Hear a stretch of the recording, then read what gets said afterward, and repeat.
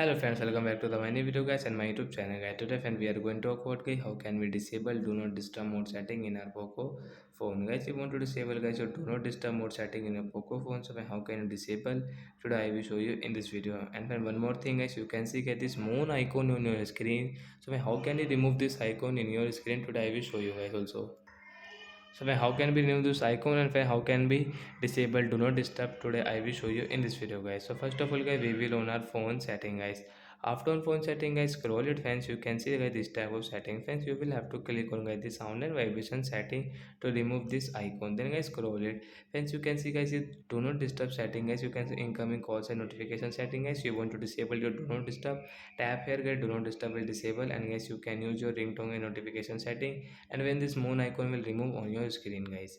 So like that guys, we can disable do not disturb mode setting, and guys we can remove this moon icon in our Poco phone. So that's it guys, thanks for watching the video, bye guys.